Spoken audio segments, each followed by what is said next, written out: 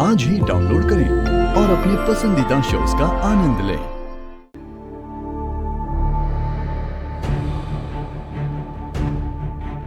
चलो।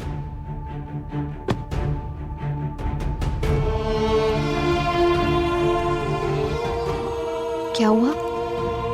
कुछ नहीं।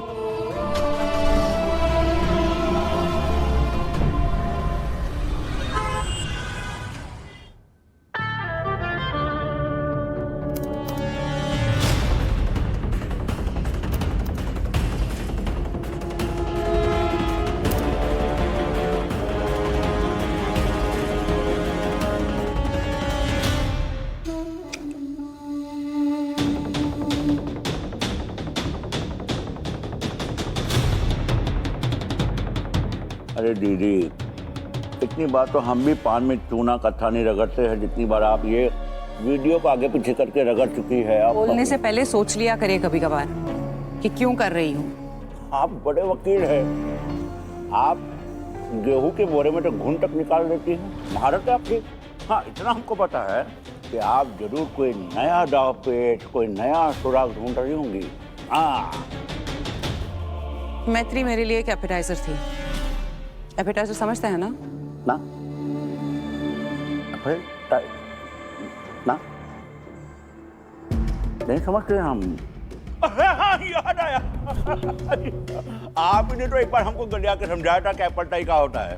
अरे वही ना, और जिसको खाने के बाद बहुत ज्यादा भूख लगती है।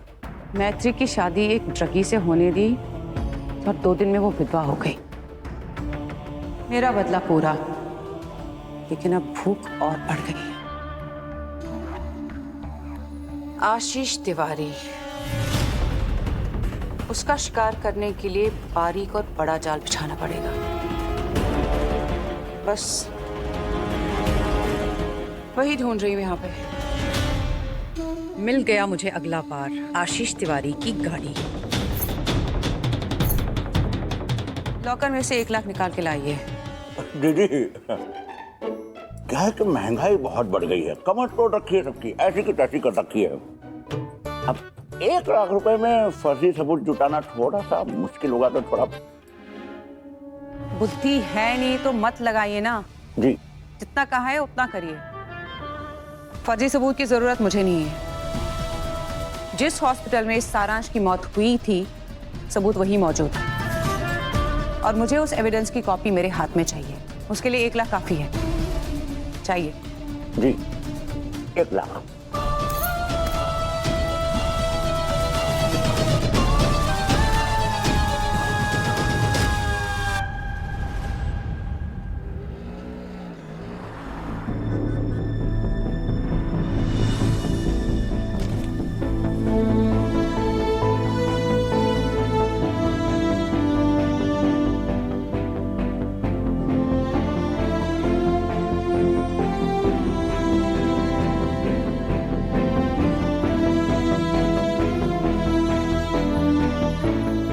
इतना बड़ा हादसा हुआ तुम्हारे साथ भी,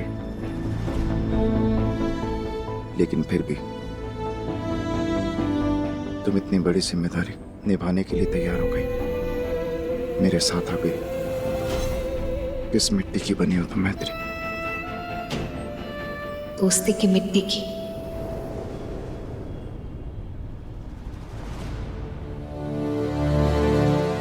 लीजिए जीजी, चाय पी लीजिए।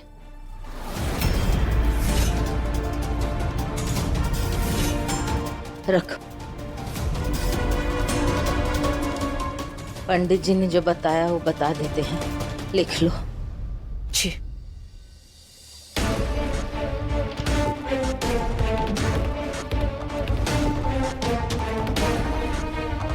पांच ब्राह्मणों को भोज कराना है।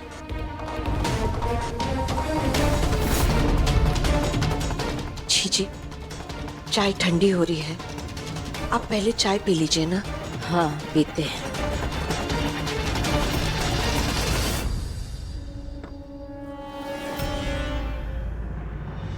घर से कब से बाहर भी नहीं निकली थी तुम, अंदर ही अंदर। कितनी घुटन हो रही होगी तुम्हें। चलो इसी बहाने सही तुमने सांस तो ली ताजी हवा में। इतना बड़ा पहाड़ टूटा तुम्हारे ऊपर। अब शगुनी, मनहूस, पता नहीं क्या क्या नहीं कहा ताई जी ने। उन्होंने जो कुछ भी कहा उसके लिए आई एम सॉरी। मम्मी जी का दर्द समझती हूँ आशीष, बहुत बड़ा है उनका दर्द। उनकी बात का बुरा मानकर उनके दर्द का अपमान नहीं करना चाहती। तुम लिखो, जो सर्दी के कपड़े होते हैं वो देने हैं सड़क पे कोई लोग हो उनको। कुसुम, मैत्री को बुलाओ जरा। एक काम याद आ गया, मैत्री को बुलाओ।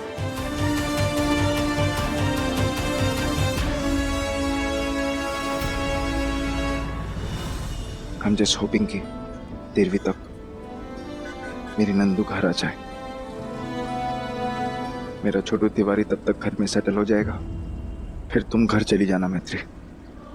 और तुम ही कहती हो ना कि जिंदगी को आगे देखकर जीना चाहिए, पीछे मुड़कर नहीं। तो अपनी जिंदगी में आगे बढ़ जाना मैत्री, पीछे पलट कर भी मत देखना। नए रास्ते पे वो लोग चलते हैं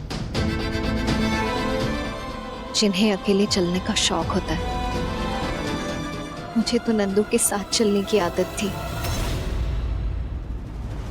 क्या हुआ? अरे देख खा रही हो, तुम बुला रही हो तो बुलाओ, नहीं तो गला फाड़ के हम ही बुला लेते हैं उसको। सांप सूंघ गया क्या तुमको? जब बोल रहे हैं मैत्री से बात करनी है तो बुलाओ, तो बुला काहे नहीं रही हो? इतना अच्छा सोचा था मैं, नंदू, सारांश, तुम, हम सब एक ही घर में रहेंगे खुशी खुशी। किसी ने सोचा थोड़ी था कि ऐसा हो जाएगा। जी आप ऐसा कीजिए, आप पहले चाय पीजिए। आपका सर भन्ना रहा था ना, आपको आराम मिलेगा।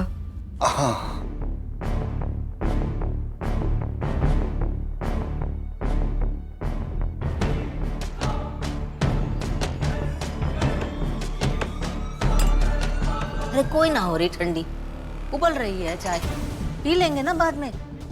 कह रहे हैं मैत्री को बुलाकर लाओ, बात करनी है, तो बुला काहे नहीं रहे हो भाई? कोई बात नहीं, मत लाओ, हम खुद ही चले जाते हैं।